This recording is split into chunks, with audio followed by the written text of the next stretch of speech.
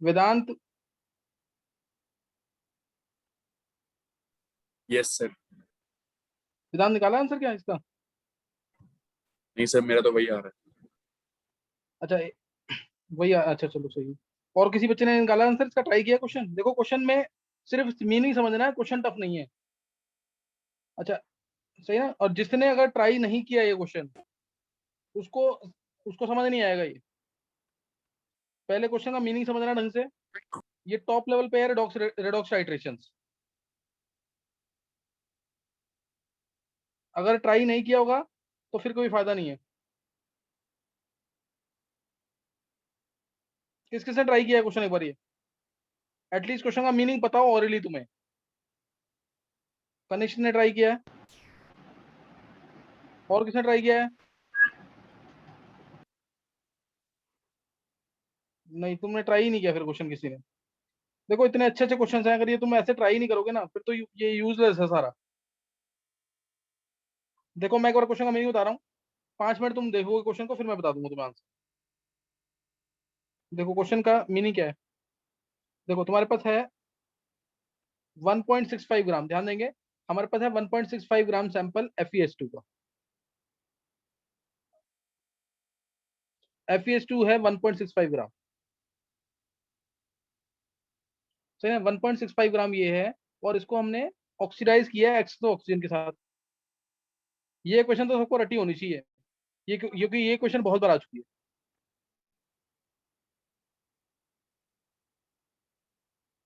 इससे मिलता है Fe2O3 प्लस SO2। Fe2O3 मिलता है और SO2 मिलता है। बैलेंस करोगे इसे तो 4 FeS2 आता है, 11O2 आता है, और ये आएगा 2 Fe2O3 और 8 SO2, और आएगा 8 SO2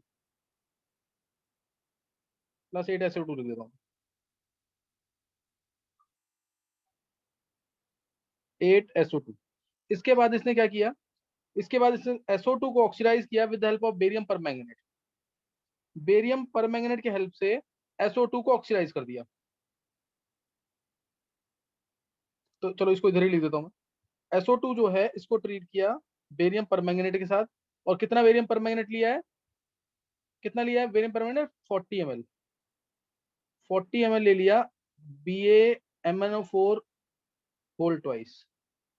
इससे इसको ऑक्सीडाइज किया, सल्फर डाइऑक्साइड।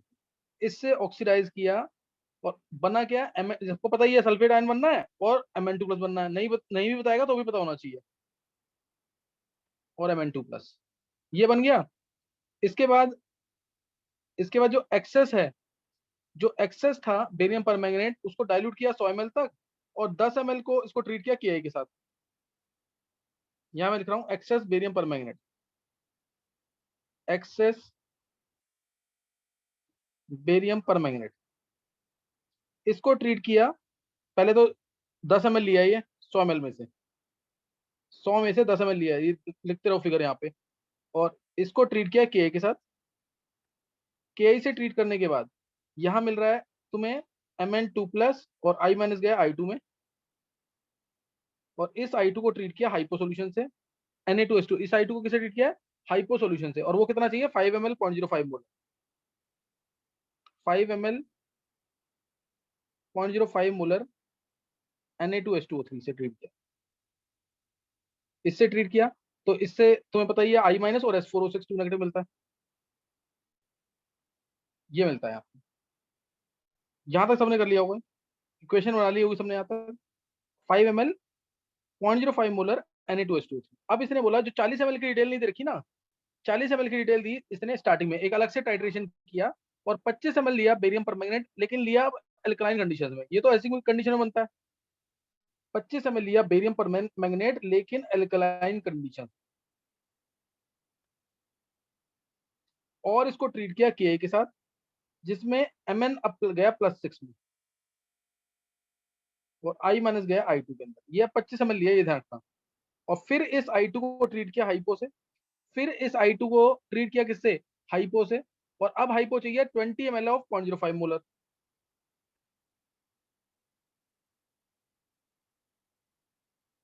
मोलर चाहिए हाइपो। हाइपो समझ जाना, Na2H2O3 ये चाहिए। सही ना, 20 ml ऑफ 0.05 मोलर हाइपो चाहिए। इसके बाद क्या मिला इससे, इससे वही मिलेगा I माइनस और H4O6 2 नेगेटिव, ये मिल गया।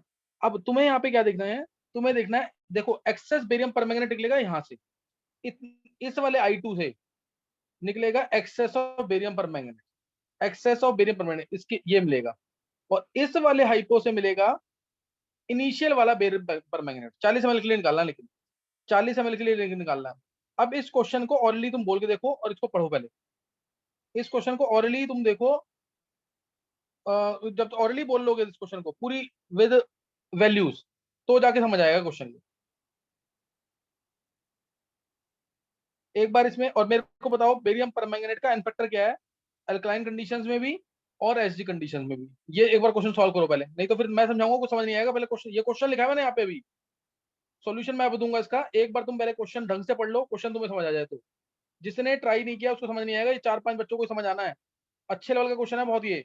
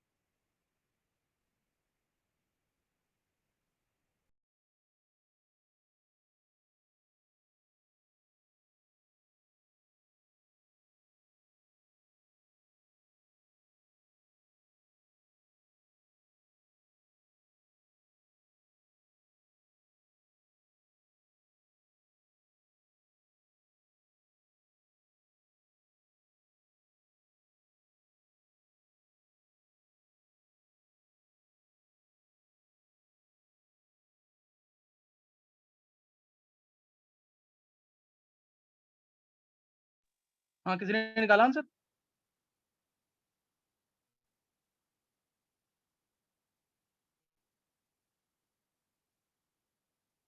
वेदांत? सर मेरा वही आ रहा है। देखो सर, पहले तो मिलीक्वेंट से करेंगे इस क्वेश्चन को, थोड़ा सा इजी पड़ेगा, कैलकुलेशन थोड़ी सी कम हो जाएंगे, नहीं तो बैलेंसिंग करनी पड़ेगी बहुत ज्यादा। तो इसलिए इसको मिलीक्वेंट से अगर करते हैं तो मेरे को बेरियम परमैंगनेट का एन फैक्टर चाहिए, एसिडिक मीडियम में भी और बेसिक मीडियम में भी। निकाला किसी ने क्या? एसिडिक मीडियम में और बेसिक मीडियम में एन फैक्टर। ये तो क्वेश्चन आ सकता है ना पेपर में डायरेक्ट भी, चाहे वो नीट है चाहे आईआईटी मेंस है। इस इक्वेशन में क्या एन फैक्टर होगा?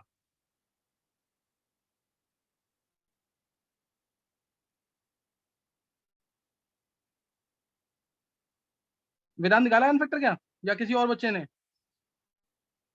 Kanishka yes sir. निकाला एन फैक्टर इसका? सर कनिष्क है, निकाला अर्नव था है। हाँ, पर अभी मेरे को क्या मतलब वो है कि इसमें गलती शायद डाउट हो मेरी, रहा है? क्योंकि मेरा आंसर 18% आ रहा है और इक्वेशन से बनाई हम्म, मैंने भी। अच्छा अच्छा, यही बनाई है। चलो ये यस 12th सर। क्लास के तो बच्चों में से शिवा, सम्यक। नहीं सर, मेरा नहीं आ रहा। नहीं आ रहा? देखो देखो क्वेश्चन ऊपर। देखो पहले तो बेरियम परमैंगनेट का एन फैक्टर देखेंगे, एसिडिक मीडियम में और बेसिक मीडियम में। इजी है, सबने किया हुआ है। एक बार अगले पेज पे देखते हैं। देखो बेरियम परमैंगनेट यानी MnO4 इस टाइप को लेना है, नेगेटिव का होल ट्वाइस, यही है ना। और चार्ज इस पे आएगा +7। इसका मतलब, और बनेगा क्या इससे? Mn2+, ये पता है तुम्हें। 5 और 1 नहीं, वेदांत नहीं है एन फैक्टर। देखो बनेगा इससे +7, ये गलती मत करना पेपर में, बिल्कुल बहुत इंपॉर्टेंट है ये। इससे बनेगा Mn2Mn 2Mn2+। तो यहाँ आया एन फैक्टर +14 से +4, 10 इलेक्ट्रॉन आएंगे। तो एक मोल के लिए 10 इलेक्ट्रॉन, तो एन फैक्टर 10। और जब MnO4 2 नेगेटिव यही जाएगा बेसिक मीडियम में, MnO4 नेगेटिव और होल ट्वाइस। अगर ये बेसिक मीडियम में किसमें जाएगा? ये MnO2 में, Mn+6 में दिया हुआ, सॉरी Mn+6 में दिया हुआ ना, ये Mn+6 में। जब ये +6 में जाएगा बेसिक मीडियम के अंदर, तब इसका इन्फेक्टर आएगा। इसको 2 लिखना पड़ेगा, यहाँ +7 आएगा। 2 7 14 और 2 6 12, 2 इलेक्ट्रॉन आएंगे। अब इसका इन्फेक्टर आएगा एक मोल के लिए 2 इलेक्ट्रॉन, तो 2। बेसिक मीडियम में इन्फेक्टर है, बेसिक मीडियम इन्फेक्टर कितना आएगा? 2 आएगा। और एसिडिक मीडियम में कितना आएगा? एसिडिक मीडियम में ये आएगा 10। ये बात समझ आ गई कि नहीं? Yes sir. किसी ने निकाला था ये? Yes sir. नहीं सर, यही यही गलती हुई है शायद, एक मिनट। यही गलती हुई है। MnO4 yes negative sir. के बाद होल ट्वाइस क्यों करा है? ये बेरियम परमैंगनेट है ना, देख वेदांत, BaMnO4 होल ट्वाइस है। समझा कि नहीं? ये यस सर। तो सर फिर तो इसमें ये ध्यान बेरियम से। 2+ और MnO4 नेगेटिव होल ट्वाइस में टूटेगा ये? हाँ नहीं टूटेगा, कैसे भी टूटे ये। लेकिन Mn को तू ऐसे लिखेगा, ये Mn2+7। इसको तू वो नहीं लिख सर सकता 2 2Mn, वो MnO4 लिखता नेगेटिव नहीं लिखेंगे? ना, फिर गलत हो जाएगा ना। वैसे तो करेगा फिर तो गलत हो गया बिल्कुल क्वेश्चन। एन फैक्टर निकालने के लिए तो ऐसे ही तोड़ना पड़ेगा ना इसको। अगर Fe ये है, Fe2C2O4 होल थ्राइस, ये भी कराया था ना मैंने। Yes sir. तो हम इसको हम 2Fe3+ लिख के, या C2O4 जो होल थ्राइस है, इसको क्या 3C2O4 2 नेगेटिव करके निकाला था आंसर। उससे तो फिर इसका इन्फेक्टर सिर्फ 2 ही आएगा। 2 भी नहीं, 1 आएगा शायद इन्फेक्टर। C2O4 2 नेगेटिव से CO2 बनेगा जब, 6CO2। समझा कि नहीं है? तो यहाँ इलेक्ट्रॉन कितने आएंगे? +3 3 2 6 3 18 24, 6 इलेक्ट्रॉन, 6 इलेक्ट्रॉन आए। तो अब तो इसका इन्फेक्टर 2 ही बोलेगा। 3 मोल के लिए 6 इलेक्ट्रॉन, तो 1 मोल के लिए 2 इलेक्ट्रॉन। जबकि ये C2O4 होल थ्राइस है, इसका इन्फेक्टर 6 आएगा। ये ऐसे है, इसका इन्फेक्टर कितना आएगा? 1 मोल के लिए 6 इलेक्ट्रॉन। समझा कि नहीं? CO2 का इन्फेक्टर 1 है, और लेकिन जो फेरिक ऑक्सीलेट है इसका इन्फेक्टर 6 है। समझ आया कि नहीं ये वेदांत? यस सर, समझ गया। अभी करना है ट्राई, एक बार मैं बता दूं आगे। मोल का हमेशा ध्यान रखना। ये एन फैक्टर मैंने बता दिया यहाँ पे, ऐसे ही।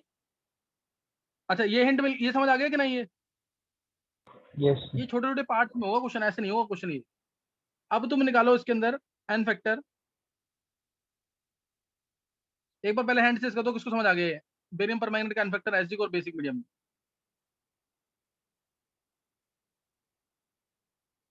कनिष्क, अभिषेक, समीर, अच्छा कृष्णा और कशिश, अर्नव, रितिका, मुकुल, शिवा, अंशिता, बिंदिया, अनन्य, अखिलेश, वेदांत, निकिता, विधि, सम्यक, हर्षित, छवि, प्रथम, श्रुतिका, गौरव, ऋषि, निहारिका, अखिल, ऋतिक।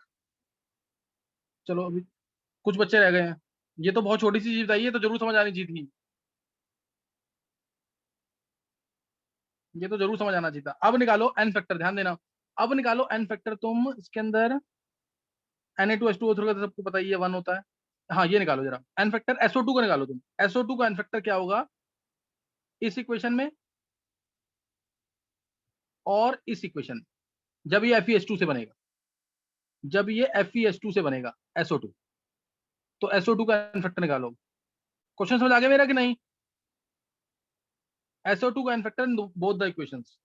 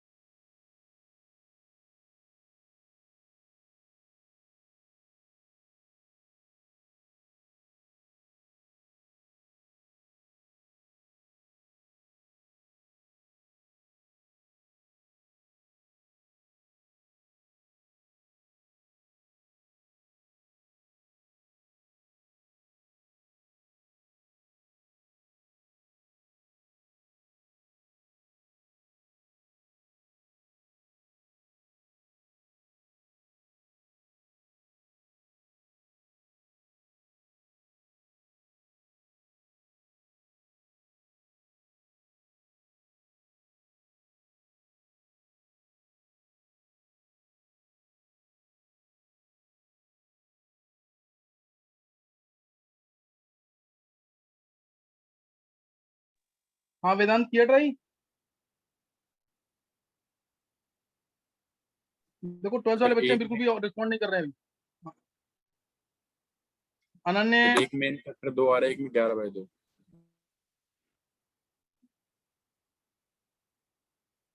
एक में क्या आ रहा है?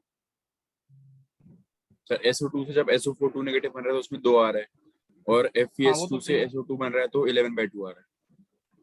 11/2। इसमें एक बार देखते हैं।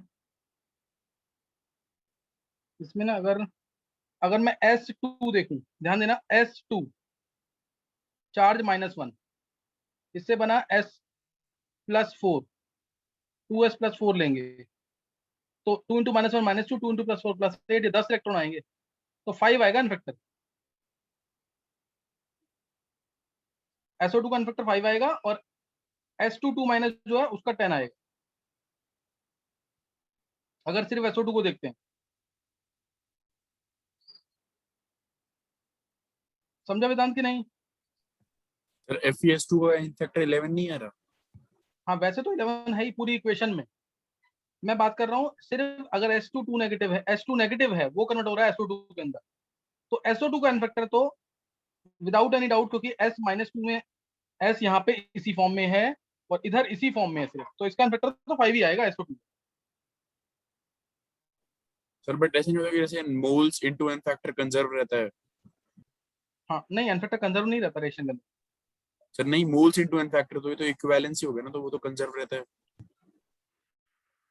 हाँ वो मोल्स इनटू इनफेक्टर, लेकिन इनफेक्टर के गलत लिखेगा तो थोड़ी कंजर्व रहेगा। इनफेक्टर अगर मान ले मैं सिर्फ इसको चेक कर रहा हूँ बैलेंसिंग में, ऐसे एक बार इसको छोड़ दे, ये थोड़ा कंफ्यूजिंग है, इसको छोड़ते हैं, इसको मोल के साथ करेंगे, इसको रहने दे भी, फिर बाद में मैं एक्सप्लेन करता हूँ इनफेक्टर से भी, देखते हैं अगर निकलता है उससे। देखो जरा, नहीं सर, अब जैसे मैं ध्यान कर से रहा था सुनना जरा। 4 × 11/8, हाँ तो वो वेदांत एक बार इनफैक्टर ना, निकल एक बार जाता वहां से। देख वेदांत, एक बार इसको करके देखते हैं, देख जहां पे डाउट है ना, मैं वहां पे मोल कंसेप्ट अप्लाई कर दूंगा, सही है? जहां मुझे हल्का सा यस भी सर। डाउट है मैं वहां पे मोल कंसेप्ट अप्लाई कर दूंगा। देखो अब ध्यान देना इधर, पहले मैं निकाल रहा हूँ एक्सेस ऑफ बेरियम पर मैंगनेट, बहुत ध्यान से समझना यहाँ पे, जिसने क्वेश्चन पढ़ लिया, क्वेश्चन का मीनिंग समझ लिया है, पहले मैं निकाल, नहीं तो फिर अब क्वेश्चन पूरा नहीं हो पाएगा, 10-12 मिनट लगेंगे मेरे को बोलने में इसको। जिसने क्वेश्चन का मीनिंग पढ़ लिया है, क्वेश्चन कुछ भी नहीं है, क्वेश्चन कह रहा है कि FeS2 है, इसकी तुम्हें परसेंटेज निकालनी है। इसको पहले ऑक्सीडाइज किया O2 के साथ, और जो SO2 मिला गैस, SO2 गैस मिली, इसको हमने ऑक्सीडाइज किया किससे? बेरियम परमैंगनेट के साथ, लेकिन हमने बेरियम परमैंगनेट डाल दिया 40 ml, जो कि ज्यादा है। इसीलिए जो एक्सेस ऑफ बेरियम परमैंगनेट था उसको खत्म करने के लिए, हमने KI डाला, KI से मिला I2, और I2 को खत्म करने के लिए हाइपो डाला ये, तो ये डालना पड़ा 5 मिलीलीटर ऑफ 0.05 मोलर, लेकिन ये हमारा डाला है 0.25, सिर्फ 10 ml के लिए, हमारे पास टोटल था 100 ml। तो जो आंसर आएगा उसको इंटू 10 कर देंगे, जो आंसर आएगा उसको इंटू 10 कर देंगे।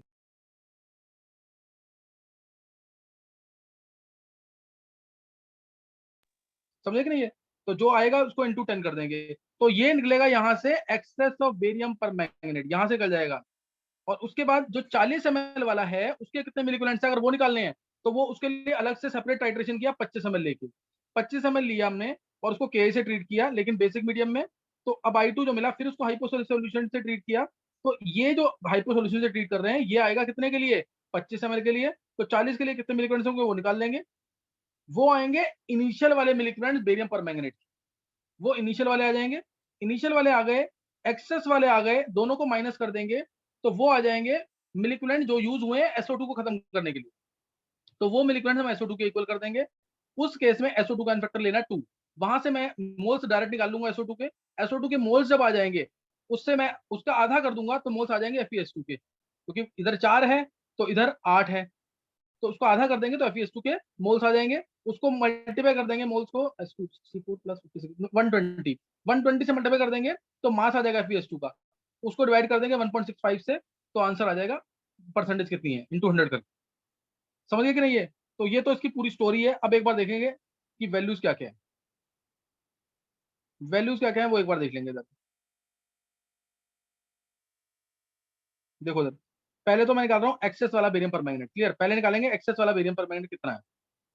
एक्सेस वाला बेरियम परमैंगनेट होगा 10 ml के लिए यूज हो रहा है, 10 ml के लिए यूज हो रहा है, कितना कितना होगा एक्सेस वाला? ये है 5 ml of 0.05 molar, 5 ml of 0.05 molar यानी 0.25, एन फैक्टर तो हाइपो का 1 ही होता है, एन फैक्टर हाइपो का 1 ही होता है, तो ये हो गया 0.25, 0.25 आया कितने के लिए? 0.25 आया 10 ml के लिए, तो 100 ml के लिए कितना आ जाएगा? 100 ml के लिए कितना आ जाएगा? 2.5। तो milliequivalents of I2 is equal to milliequivalent of barium permanganate with n factor 10 is equal to 2.5। यहां से milliequivalents of excess barium permanganate आ गए 2.5। किसी को कोई डाउट इसमें? मैं इसको लिख देता हूं आगे, milliequivalents of excess barium permanganate is equal to 2.5। ये एन फैक्टर 10 वाला है, ध्यान रखना इस चीज का, एन फैक्टर 10 वाला। एक्सेस निकाल लिया। अब वो मैं निकालूंगा मिलिक्वेंस ऑफ इनिशियल। ये इसमें कोई डाउट तो नहीं किसी को? 0.05 इंटू 5 इंटू 10, एन फैक्टर 1 था इसलिए। तो ये निकाल लिया मैंने एक्सेस ऑफ बेरियम परमैंगनेट। अब देखेंगे आगे।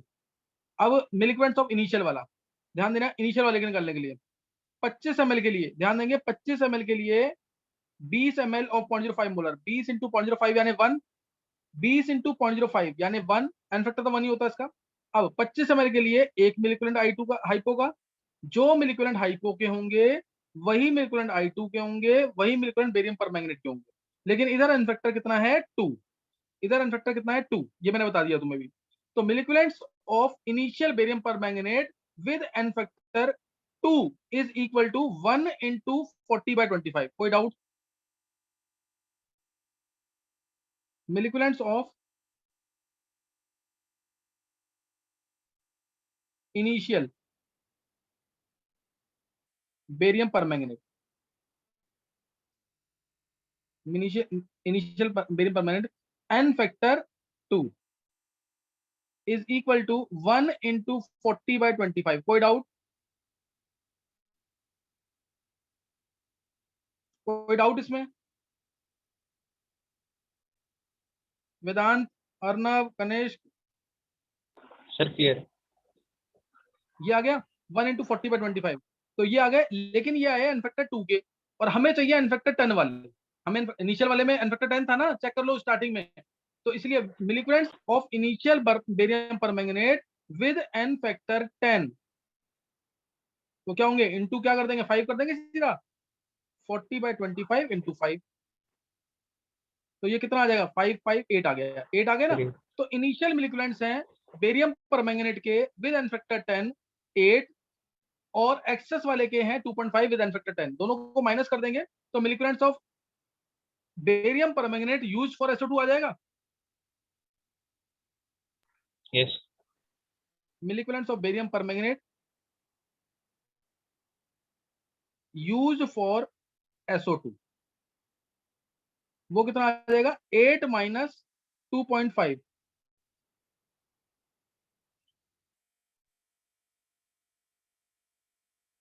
5.5 आ जाएगा। कोई डाउट? No sir. ये आ गया ना 5.5। अब ये 5.5 जो आया, ये मिलिक्वेंट SO2 के भी होंगे, लेकिन एन फैक्टर 2 वाले के। SO2 का एन फैक्टर 2 है ना इस इक्वेशन में, चेक करो एक बार पीछे तुम,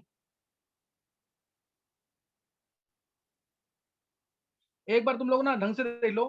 किसी बच्चे को कोई डाउट है तो मेरे को बता दो, नहीं तो हैंड रेज करो जिसको समझ आ गया।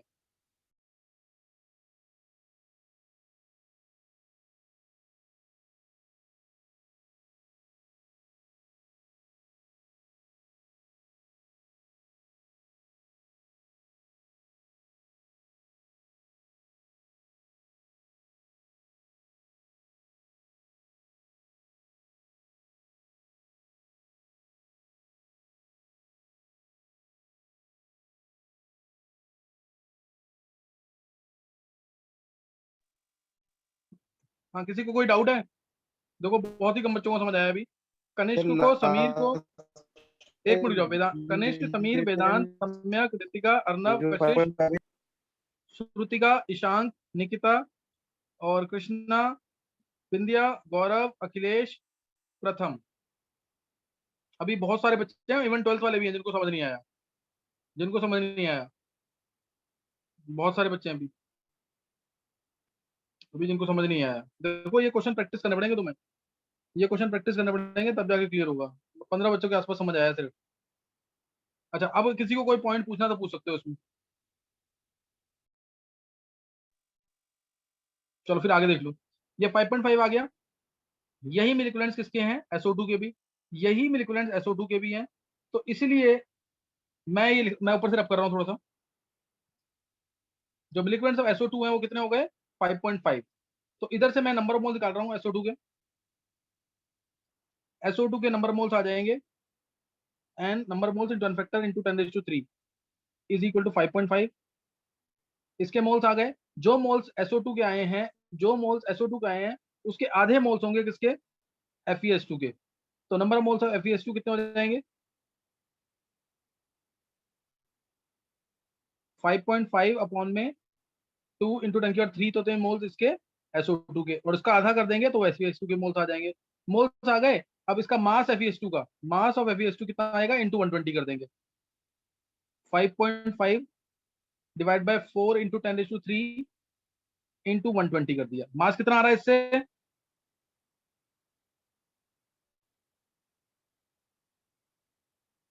मास कितना आ रहा है इससे,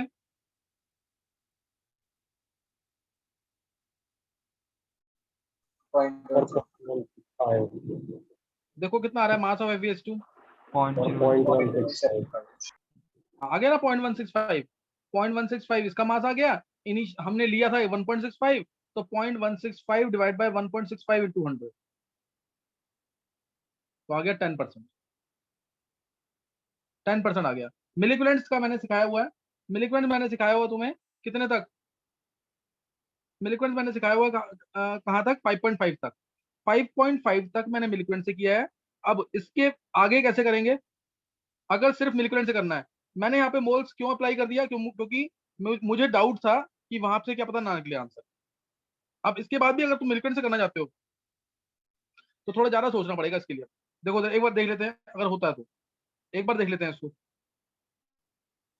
मिलिक्वेलेंट्स ऑफ SO2 आ गए मेरे, मिलिक्वेलेंट्स ऑफ SO2 आ गए विद एन फैक्टर 2 5.5। कोई डाउट तो नहीं है। मिलिक्वेलेंट्स ऑफ SO2 आ गए, मिलिक्वेलेंट्स ऑफ SO2 कितने आ गए, 5.5 विद एन फैक्टर 2। अब तुमने FeS2 से जब SO2 बनाया तो SO2 का एन फैक्टर कितना आया था, 5 आया था। yes तो milliequivalents of SO2 with n factor 5 वो कितने हो जाएंगे, 5.5 इंटू 5 डिवाइड बाई 2 यानी 27.5/2। ये मिलिक्वेलेंट्स आ गए। ये मिलिक्वेलेंट्स आ गए SO2 के जिसका एन फैक्टर 5 है, पहली इक्वेशन में। अब इससे मिलिक्वेलेंट्स ऑफ अगर मेरे को FeS2 निकालने हैं तो FeS2 में जो है FeS2 अगर SO2 में जा रहा है तो इसका एन फैक्टर कितना लेंगे, FeS2 अगर SO2 में जा रहा है सिर्फ तो एन फैक्टर कितना लेंगे इसका, -1। तो 2SO2 +4 और ये आएगा हमारा 2SO2 +4 -2 -2 से +8 10 इलेक्ट्रॉन आए। तो अगर FeS2 अगर सिर्फ SO2 में जा रहा है, यहां से देखेंगे ये चीज चेक करनी है यहाँ पे, तो इसका एन फैक्टर 10 लो, एक बार 10 लेके निकालना आंसर इसका। तो अगर मैं 10 लेके निकालता हूँ तो मिलिक्वेलेंट्स ऑफ SO2 है हमारे 27.5/2, मिलिक्वेलेंट्स ऑफ SO2 है 27.5/2। तो ये मिलिक्वेलेंट्स होंगे FeS2 के इक्वल भी, जिसका एन फैक्टर 10 है। एन फैक्टर 10 है इसका, एन फैक्टर 10 है तो उसको लगा number of moles into 10 into 10⁻³ this is equal to 27.5/2। अब इधर से तुम निकाल लो मोल्स इसके, या मोल्स का मास निकल जाएगा डायरेक्ट ना, मोल्स के मास निकल जाएगा ना मिलिक्वेलेंट्स ऑफ SO2 को। मास अपॉन में इक्विवेलेंट वेट इसका 120/10 इंटू 10⁻³। इधर से मास निकालो कितना आ रहा है एक बार, ये कैंसिल। इधर से मास निकालना जरा, 2 6 द, तो मास आ जाएगा 27.5 इंटू 6 डिवाइड बाय 10⁻³। कितना मास आ रहा है चेक करना, 0.165 आ रहा है कि नहीं, वही आ रहा है ना 0.165, 0.165 आ गया तो फिर वही आ जाएगा 10%। लेकिन ये ना टफ है यहाँ पे, ये चीज जो मैंने मिलिक्वेलेंट से ही किया है सिर्फ, इसलिए ट्राई करना उसी से करना इसको, मोल से ही। जहां पे डाउट है वहां पे मोल कंसेप्ट अप्लाई करो। ये अच्छे लेवल का क्वेश्चन था जो हमने किया है, बहुत अच्छे लेवल का क्वेश्चन है, दोनों तरीके से कराया मैंने, मोल से भी और मिलिक्वेलेंट से भी, तो उसको ट्राई कर लेना। अब मैं इसके क्वेश्चन नहीं कराऊंगा, मैंने इसकी प्रैक्टिस करा दी। बीच में अगर कोई अच्छा क्वेश्चन आता है मैं खुद करवा दूंगा तुम्हें, नहीं तो अब हम करेंगे स्टेट्स ऑफ मैटर के अच्छे क्वेश्चन, जैसे अब Boyle's law, Charles law, Avogadro's law, Dalton's law, इनके ऊपर अच्छे क्वेश्चन आएंगे। थ्योरी जरूर पढ़ के रखना, और जो मैंने न्यूमेरिक्स कराए हैं उसको करके रखना, ताकि यहाँ पे करो आंसर निकालो, कॉन्फिडेंस गेन करो। सबसे इंपॉर्टेंट ये चीज है। जीओसी के भी लेक्चर्स मैंने भेजे हुए हैं, उसको पढ़ के रखो ढंग से, जितना टाइम मिलता है यूटिलाइज करो, टाइम वेस्ट बिल्कुल नहीं करना है। जो भी अच्छे क्वेश्चन है मैं ट्राई करूंगा करा दूं, ताकि ब्रेन डेवलप हो और क्वेश्चन मतलब सीखना। एक क्वेश्चन में से 10 क्वेश्चन बनते हैं नीट के और आईआईटी मेंस के, तो ऐसा कभी नहीं सोचना है कि ये क्वेश्चन तो सिर्फ एडवांस में आएगा, यहाँ नहीं आएगा। छोटे छोटे पार्ट्स इसके जो हैं वो आ सकते हैं। चलो नेक्स्ट टाइम करेंगे आगे। Okay thanks.